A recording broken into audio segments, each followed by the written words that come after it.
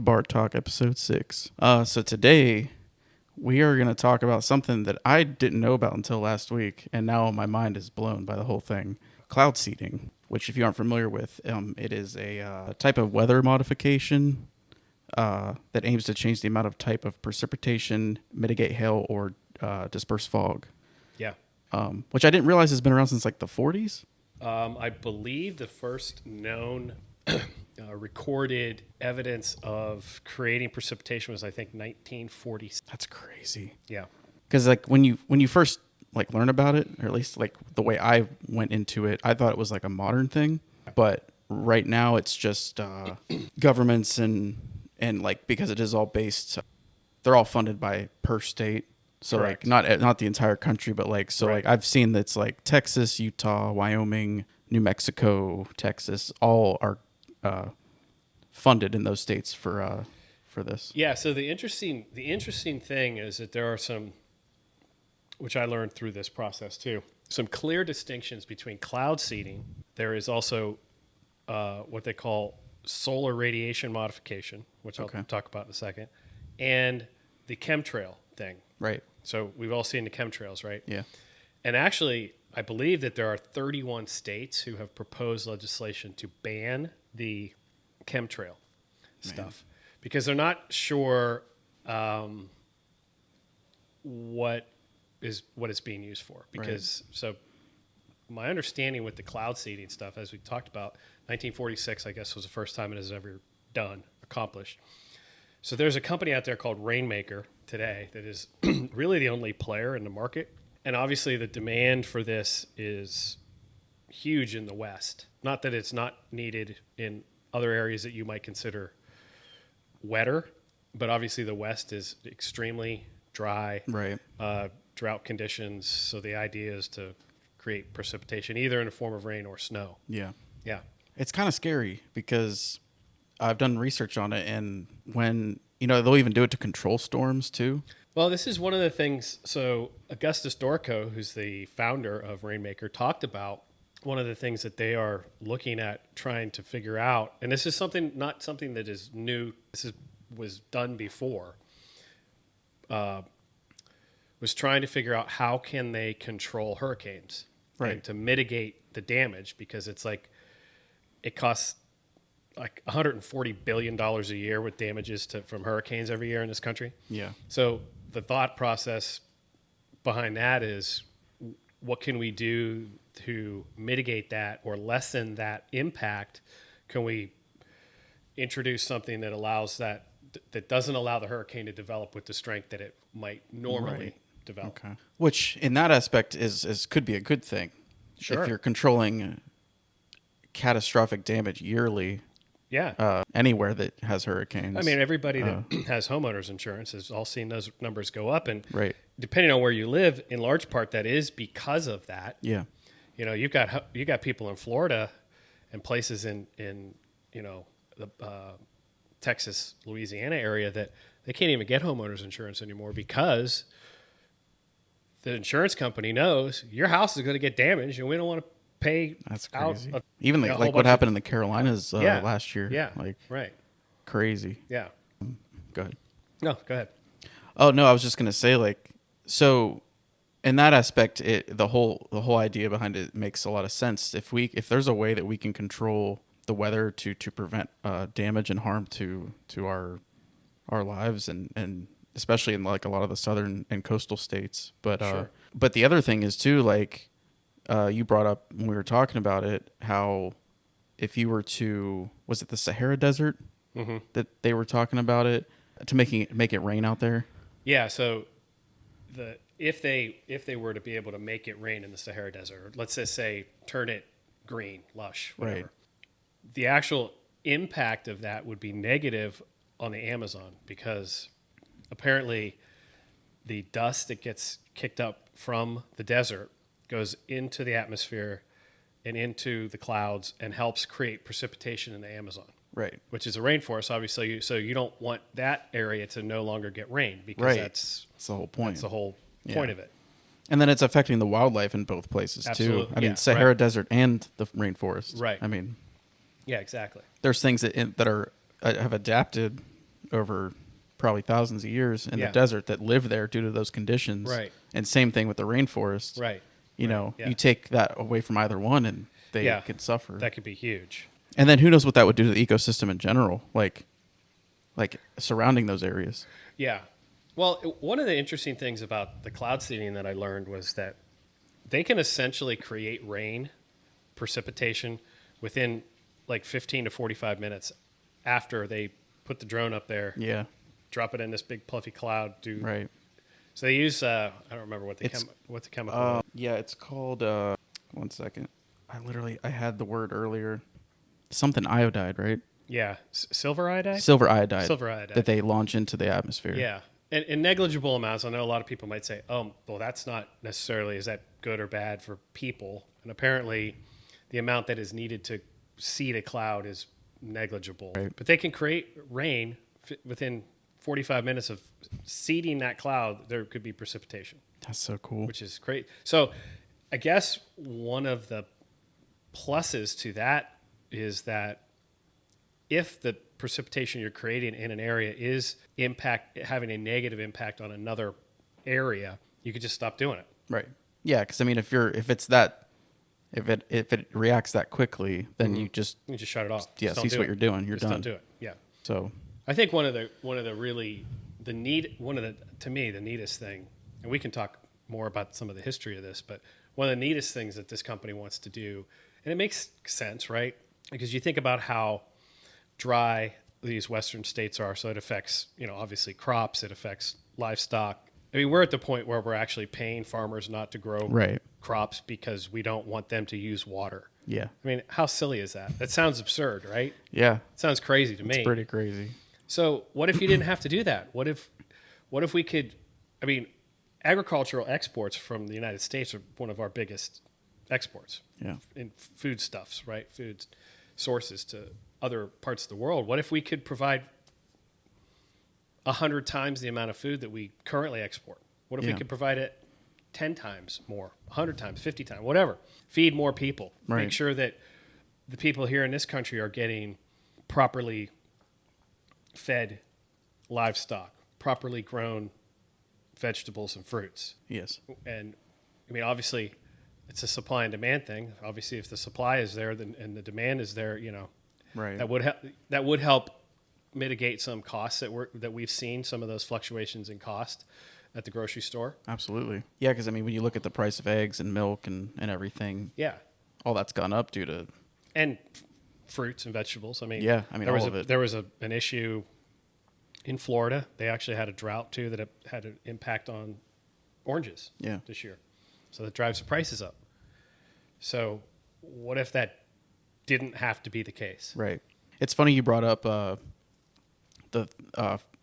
farmers not using water, like Yeah. not wanting them to use water. We just watched this series. It's a foreign series on Netflix. It's called The Silent Sea, and it's a space mission where these Japanese astronauts are sent on a mission to go recover this. They called it moon water from the moon. So there was a research facility, a space station on the moon in this show. And basically what happened was they were able to create water. And what the reason they were doing this was because on Earth, they were running out of water. And it got to the point where like these markets are just flooded with people and everyone's purchasing water by the gallon, and you can only buy so much. And it was kind of like that's something that could potentially happen. Maybe. I don't know. I don't know enough about our water supply. I do know that our aquifers and our water supply are stretched to the max. Like, Yeah. even our greatest sources of water, natural water, like the Colorado River and so on Right. and so forth. I mean, that water is accounted for. So you think about how big that river is. That water is accounted for. It's going to specific places. Yeah. And if you could create more, Right. it's kind of a cool concept. I is. think the scary part, like you said, is like with anything, any new technology or anything new that comes along, when you get people that are bad actors, Yeah.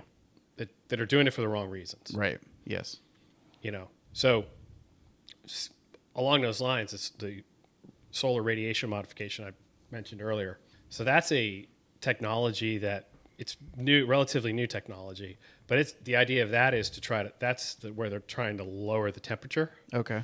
So I don't know. I didn't do enough research. Is into that the due to science like global behind it. warming and stuff? Well, that's yeah, maybe. Okay. I think that's part of the problem is that there's not enough evidence to show that it works, that it's safe, that it is really what we want to do, because that has from what I understand, has a greater impact than what we're talking about with just cloud seeding. Right. Yeah. The other bad thing about that I feel like could potentially be harmful to us with them launching this stuff into the atmosphere, I feel like essentially that especially if they're doing it frequently, that could have a negative impact on human health too. You're talking about doing with the cloud seeding? Cloud seeding, yeah. Yeah. I guess. But I feel like they would have thought of that already. I think they have. It's got to be completely regulated at this point. I mean, it is in certain states. They are completely regulated in like how often they do it and how much of this silver iodide they use. Like I said, my understanding is that the amount that is required when they put these drones up into these clouds is negligible. That it's not as a point of reference, because you're talking about the safety of us and our water and so on and so forth. But we all know that our water supplies are crap, right? Yeah. So this guy, Augustus Dorco, brings up the fact that, and I should have probably fact checked him on this, but I didn't. But it's just food for thought. I don't have an opinion on it. I don't know enough about it. We're just discussing. But I just want to throw it out there. He makes a comment in this interview. Well, you do realize that there's birth control in our water. So, wow. In our water supplies. So think about what the effect that has on people. You're saying like in general, like water, any form of water that you have access to? A lot of in local water supplies and how, wow. Yes. It has to do with it has to do with the waste, and they go through waste treatment plants that then get recycled and purified, etc. But it doesn't get all of that out. Okay. So it's back in the system. So wow. I mean, we all heard about what happened in Flint, Michigan with their water. Yeah. Whatever that was 10 years ago. That was a whole thing. And it's not uncommon to hear on your local news about, matter of fact, speaking of our local news, just like a week or so ago, they found a dude dead who died in the water tank at the water place. Yeah. Working a night shift over in wherever in Boardman or something. Yeah. Oh, that water circus? No, like the actual water supply. Okay. Like Aqua. I don't know if you knew there is a water circus going on in Boardman right now. I don't know what a water circus is. I don't either. Oh, okay. Anyway. Anyhow. No. Wait, when did this is happen? like the actual water. Okay. Treatment at the water. plant. Okay. Yeah. He they found him, that he was overnight shift guy, worked by himself. Next morning, they find him in one of the tanks dead. So holy shit. I don't know. I mean, I'm not saying, I'm just saying. I mean, so I wonder, I don't know too much about what goes on over there, but I don't really I wonder either. if it was accidental or, I mean. Well, and then what is that? What happens with that water? Is that water that's going back into people's drinking water? Yeah, like where, at what point do you like catch that before it's contaminated? Correct. Or, that's what I'm like that's from what a I'm corpse, trying to say. Right. Like there's a dead person. Like how long does a dead body have to be in the water for it, for it to have a negative impact? Yeah. I didn't know about this. That's crazy. Yeah. So anyhow, it's kind of a little bit off track, but not totally off topic. But yeah. So I think it's just kind of an interesting topic especially when it comes to the food supply and the possibilities that are there for our food supply to be increased. Think about what that impact that could have. I mean, you think about around the world, places in like Africa, for example, right, where there's a mission type of a organization that goes there and they like dig wells for these little villages in places where they lack water, where they got to walk like 5 miles to get a bucket of water kind of thing. These places, they raise money, they go in, they put in, I don't know, it costs like $10,000, I think, to put a well in for people because they don't have the means, the tools, the technology to do any of that.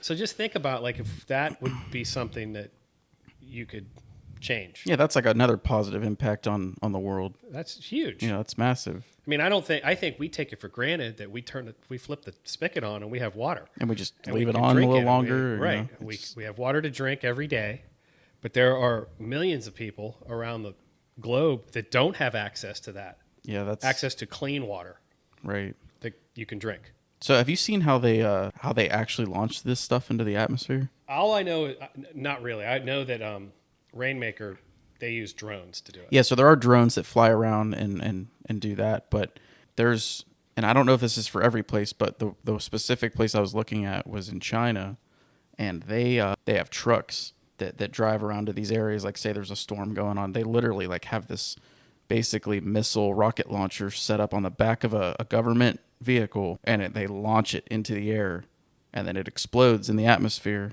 and then disperses the iodide. Yeah.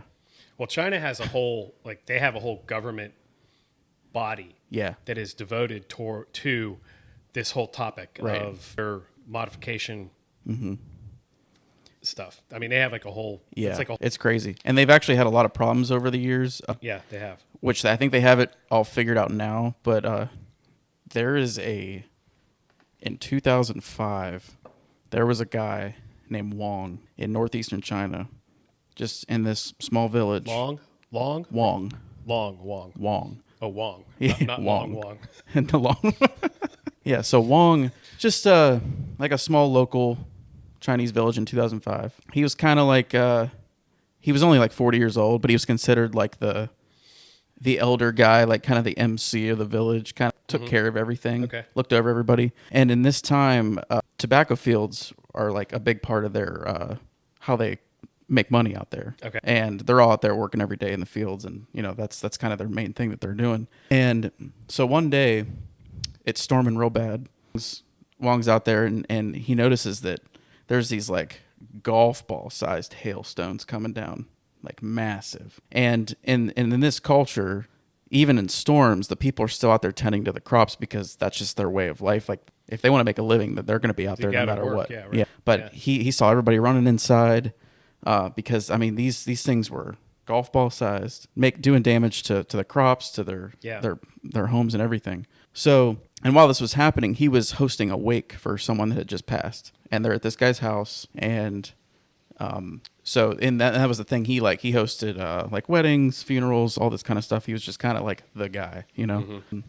On this day was one of the days that they were launching stuff into the atmosphere to create rain. Gotcha. Or no, I'm sorry, I'm mistaken. They were trying to calm the storm in this scenario. Okay. So they were trying to dial it back a bit. Gotcha. So they're releasing this stuff into the atmosphere. So what happened, and this is where the story gets so crazy. So they have this funeral, and Wong's just standing in there doing his thing. All the morning people are getting ready to leave, and what happens is Wong is standing there and supposedly is struck by lightning. Like through the ceiling of the building, there's just this big hole in the ceiling. He gets struck by lightning. He's lying there dead. Half his head is gone. And immediately everyone's like, "Oh my God!" Like Here goes Wong. Wong's gone. Wong's gone. Now we're screwed. And there was a lot of superstition around it because first of all, the chances of getting struck by lightning are slim to none. Even if you are afraid of being struck by lightning, Yeah. that's just not something that happens. Right. And so, you know, they have this big funeral for Wong, and he's known by everyone, so all the locals are there, and they're having his funeral. So they do that. They take him over to the crematorium for his family and them to do their final thing before they do the cremation. The owner of the morgue takes his casket in, gets ready to put it into the furnace, and just like normal, lights it up. The gas gets released into the furnace. The flames start to ignite. Everything's good. Well, then there's this louder hissing that starts inside of the furnace, and it gets louder and louder, and all of a sudden there's this massive explosion inside the furnace, and it's so bad that it actually blows back the guy that's down there, the morgue owner, it didn't even blow the door off, but the impact of the explosion blew him back into the room. Okay. And so at this point, everyone else that's there comes down. They're like, "What's going on? Like, what happened?" And he's like, "I've never seen anything like this happen before. I don't understand." And like before they had put Wong into the furnace. Was he in there when this explosion happened? Yeah. Okay. Yeah, so his body was already in there because they were getting ready to cremate him. And in their society, he was only wearing like a traditional robe to be cremated because that's just what they do. So he had no jewelry, no metal or anything on him. So fire department shows up, police investigation, all this stuff. Everybody shows up trying to figure out what happened. And of course, with what happened inside of there, it's a mess. You know, Sure. There was a body in there. And so they're looking through everything and trying to figure out what happened. And it turns out there was a piece of metal with a serial number on it that must have been inside of him, because basically what happened was when he was struck by lightning, when they launched this thing into the air, the silver iodide, it went up and it didn't explode. And then it came straight down, landed through this roof and impaled him and took half of his head off. So it wasn't lightning. So it wasn't lightning, but they thought it was. It was a missile. It was a missile. The silver iodide. And I don't know because there's a little gap in the story where I didn't see anything about the autopsy and like all this kind of stuff. And who knows, maybe that part of the country, they just don't have that kind of stuff. Maybe I don't know. maybe they just bury people and that's it. Yeah. Maybe. But, you know, So that caused the explosion. yeah, so whatever piece of the missile that was still inside him was ignited inside of the furnace and caused an explosion. And they say like the chances of being struck by lightning are slim, but like what are the odds of the timing of that? Like some people are like, oh, it's an act of God. It Like was maybe definitely Wong's time. Yeah, well, that's what I'm saying. Yeah. Like that's crazy. Yeah. But what happened at this point was, so they cleaned that up. They got past that, and then later on, the Chinese government owned up to it and said, yes, this was our fault. We know We killed Wong. we we killed Wong. They ended up having to go back and restructure the missiles for this cloud seeding because of what happened. So now what they do is they launch them in the air, and if there's a malfunction with the explosion, they have a small parachute that deploys on the missile if it were to not explode. That probably would have been a good idea from the beginning. Yeah, and I think they like gave Wong's family like $80,000, which is like $12,000 US dollars, which is not a lot, but you know. Yeah, I mean, I guess it better But than like- working at the Nike factory, I guess. Right, or drowning at the water plant. Yeah. Or at the water circus. So. But yeah, Huh. what a crazy story. And is I crazy. didn't even expect to come across this because I wasn't even looking at cloud seeding stuff when I found this story. Oh, It really? just happened to come up, and I was like, oh, they're talking about cloud seeding in this. I wonder what it's about. And it was about this man, Wong, who unfortunately had an untimely death He did. due to the government launching water missiles. When did this happen? 2005. Oh, not that long ago. Yeah. Which is also why I was blown away when I found out this has been going on since the 40s. Like, essentially, like, some Yeah. states were already doing this. Yeah, yeah. Well, interestingly enough, during the Vietnam War, the U.S. government engaged in a operation called Operation Popeye.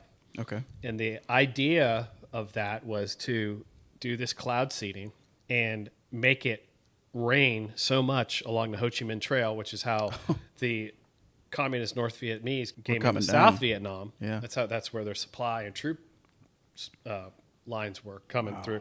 They were trying to make it rain so much that it would flood that out so that it was impassable to them. That's crazy. Yeah.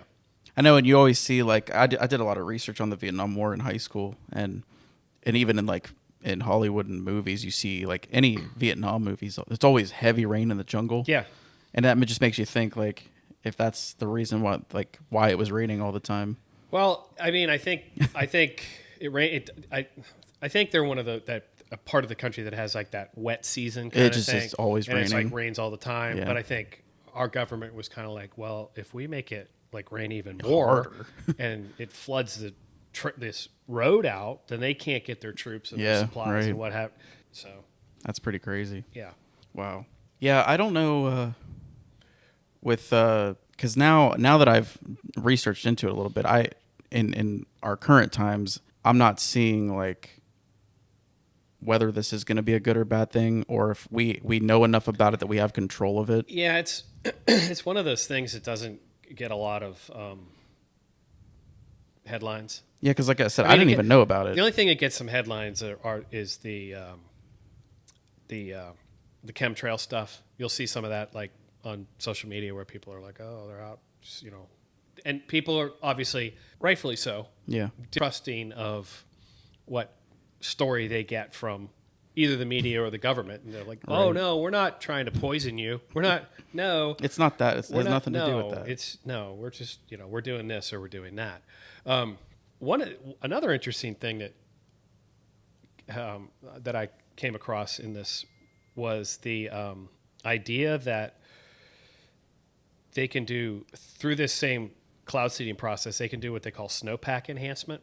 The idea behind that is to beef up the snowpack so that you can hopefully reduce the chance of like an avalanche, or how Oh yeah. you've seen how like in Alaska, like along the shore, that'll do, what do they call it, claving, I think. Oh yeah. Claving, where they'll like it'll just like big chunks of it'll just slide off into the ocean. Right.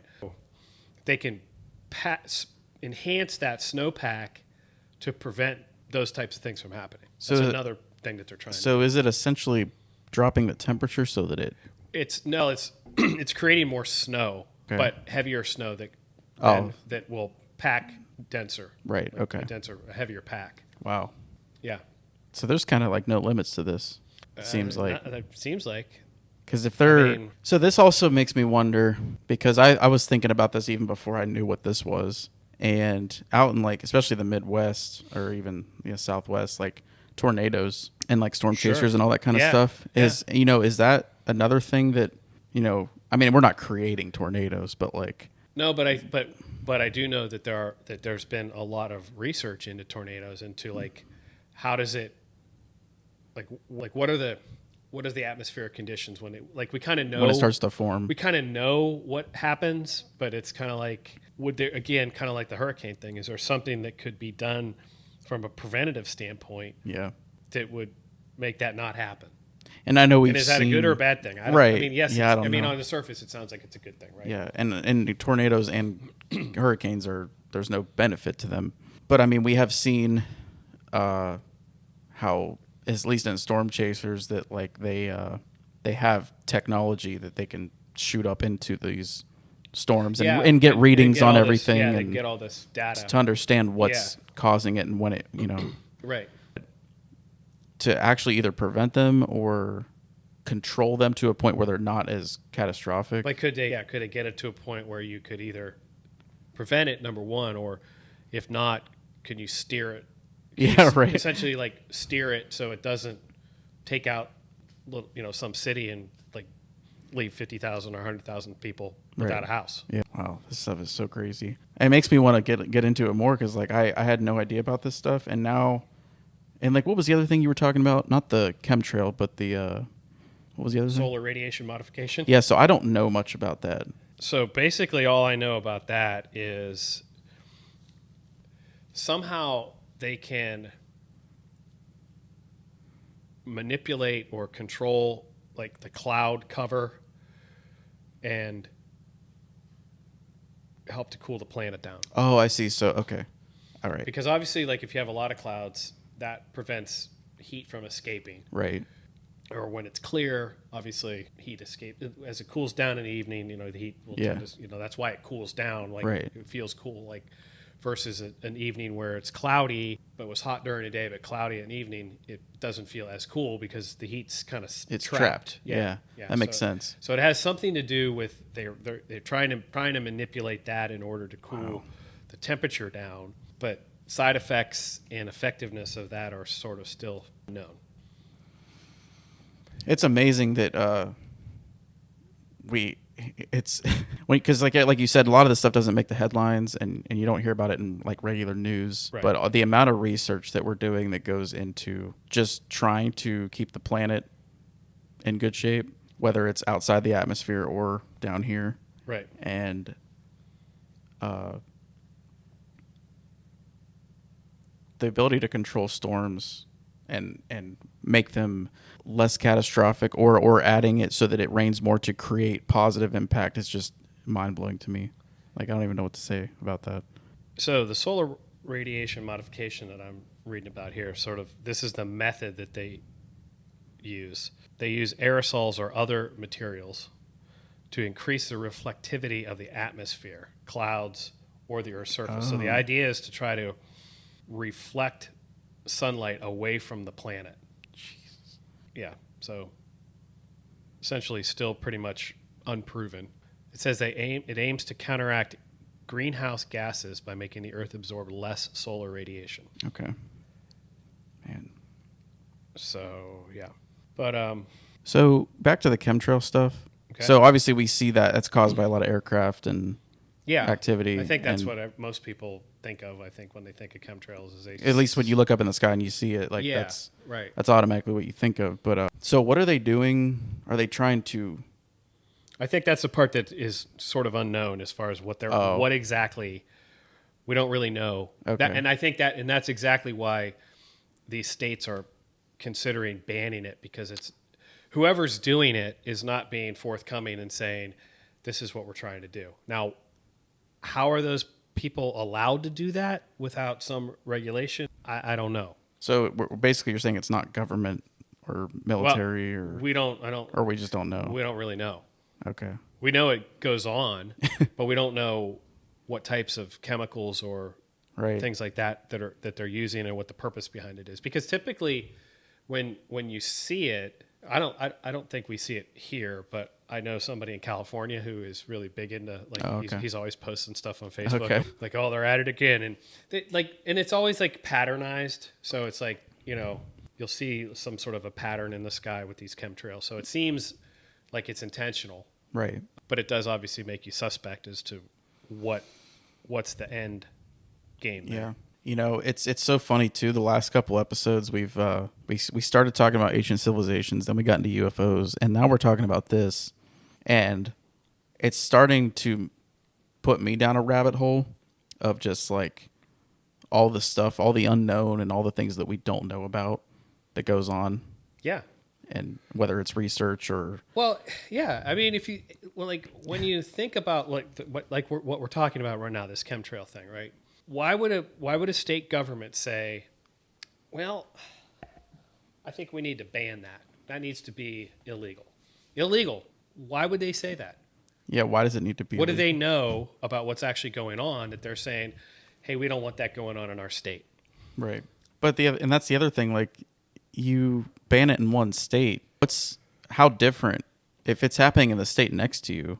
You know. That's like- exact. Well, just like the cloud seeding thing, Yeah. right? Like you could throw your drone up on a cloud that's like right at the border of Yeah. Indiana and Ohio, for example, and then it's moving from west to east, and it's going to create rain at some point in Ohio, right? Right, I if mean, you did it right at the It's right not. at the border. It's not like the clouds and the weather just stop at the Ohio line. You Yeah, know, that stuff's exactly. gonna eventually move. Right. I mean, So you're right. So if you're putting some sort of a chemical into the atmosphere, you might be doing it here, like say in the state of California, but obviously the way the jet stream works, whatever that is that's in the atmosphere, whatever you've put out there, is eventually going to work its way east. yeah, and whether you're practicing it in your state alone or not, Yeah. it's not gonna stay there. No, You know, no, I don't know. I don't either. It's just another one of those things where I'm just like, you know, we have all these rules and regulations, and but at the end of the day, it's like you don't really have that much control over it if someone else is doing it. exactly. So what's Yeah. the And- harm or foul if you're and doing it or not? And the people that are deciding that for us, I question their motives a lot of times anyway. So, Right. I mean, that's the reality, in my opinion, is that like if I guess it, like I tend to be one of those people that if the government tells you it's a good thing, it's probably a bad thing. Probably bad. And if they tell you it's bad, then it's probably okay. So it's just kind of this whole chemtrail thing is like I read about it and I just go, I don't understand. Like, how is it that we don't apparently know what's actually going on? Yeah. Wasn't there something around, I don't know if this even is related in any way, but the solar flaring? You got to give me a little more than that. What do you something in what? I don't know. I could just be spitballing here, but let me get you something real quick. Because it's like it's a solar storm that happens. Okay. So it happens outside the atmosphere. Yeah. And you can see them Yeah. from time to time. Mm-hmm. But it's like a geometric storm affecting the magnetic field of the Earth. Yeah. Causes radio blackouts, power outages. Yeah.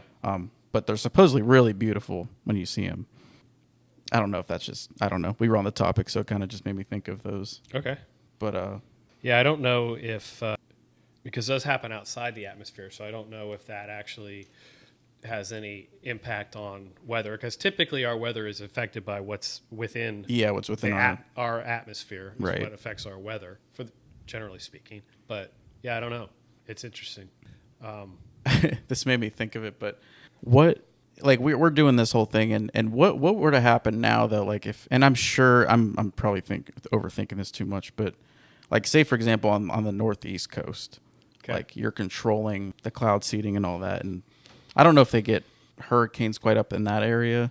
I know not typically, but they have gotten some. Like and that's in what I Long mean. Like Island it could potentially happen too, depending on Sure. how much you're messing with Yeah. this whole thing, and like potentially wiping out cities or other towns in different areas that wouldn't normally have something like that. Right. You know, Well, in listening to the founder of Rainmaker talk about that, because that was, obviously a question that was asked was like, hey, what if like you're doing this in Utah? Can that have an effect on weather that gets into the jet stream and it takes it in? And his research and his evidence says that it would not have that type of impact because Okay. it's so they can kind of turn it on and turn it off. right? You Like know we what I said mean? before. Yeah, Yeah. it's not like something that's like once you turn it on, you can't stop it You're from like, oh happening. shit, that just created this massive rainstorm, and it just, Yeah. there's 6 states that are getting flooded, Right. because of it. Yeah. Yeah. Okay. Yeah. This is a new topic to me, so I'm very interested in it. Yeah, and it's pretty cool. I need to look more into it, but and I'd like to maybe do we have other people that know about cloud seeding that we know?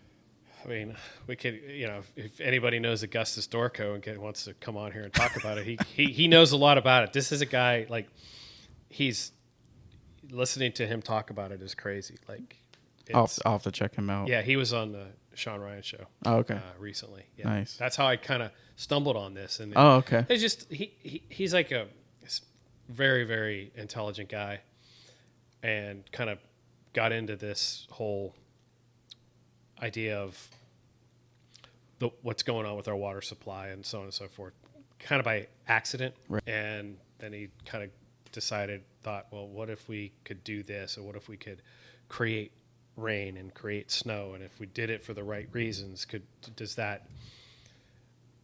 would that work? And he got into a whole like crazy thing about, this is completely off topic, but was also interesting if you listen to that interview. So he was talking about how computer chip manufacturing plants are, and now they have to be in these like super clean rooms. Right. Yeah. Right. Okay. So apparently there's a company now that is like they're shooting these things into space, because apparently like that's the cleanest you can get. Okay. So they like have a clean room on like a spaceship, for lack of a better term, Yeah. using AI and robotics to build computer chips in space, because it's super clean. That's crazy. And because you can't have any yeah. dust particles, etc., that get in there, it'll jacks the whole thing up or Right. whatever. Yeah. And he talked about that too, which is Wow. was like, okay, that's interesting. So he was just sort of it was just a part of the conversation, or talking about like, where could this type of technology lead? Like, Yeah. what could it lead to? And it sounds like that for everything that we know at this point, we're kind of headed in the right direction, so that in any aspect of this, we have control over it and are using it mostly for good. Right now, yeah. Well, at least I think as for the far most as we part, know, yeah. until it gets in the wrong hands. But Right. Well, this and he talks about his team going to states that are desperately needing water. Yeah. And talking to the decision makers, talking to lawmakers, talking to citizens and people in the community, and talking about what they're doing, how it works, why it can be something positive for them. So they're doing all the right things. They're doing a lot of that, grassroots effort to get that word out there about what the technology is and how it can be used for positive reasons. right, because it does seem like at this point, there are more positive than negative effects, even though Yeah. I guess all in all with the whole thing, there's a lot of good that can be done with it. We kind of already know the bad things that could happen, but we kind of have a lot of control over it, so it's not really that threatening Yeah. to many things. Right. So Right. the research is there, the tech's there, so it sounds like they just see what they're going to do with it. Yeah. I think the upside, especially, just from the water supply issues that the Western states in this country are plagued with every year after year after year. And then the positive influence that it could have on food supply, I think, is just enormous. I think that's, we talk about, that, and that's, these another vein, another branch of this conversation, but that is, the fact that we have people that are going hungry in this country, not to mention all around the world, but Right. in this country every day. And then when you hear that story, and then you hear, well, yeah, and we're paying farmers not to grow food, and you're going, wait, what? Yeah.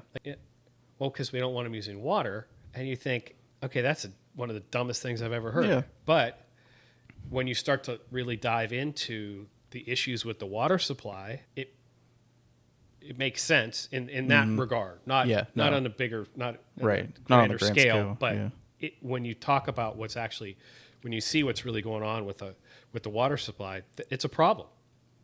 You got a company, a guy that has got the vision to say, I think I have a solution to that. And we should be open to that. Heck yeah. I mean, I certainly would agree. Man.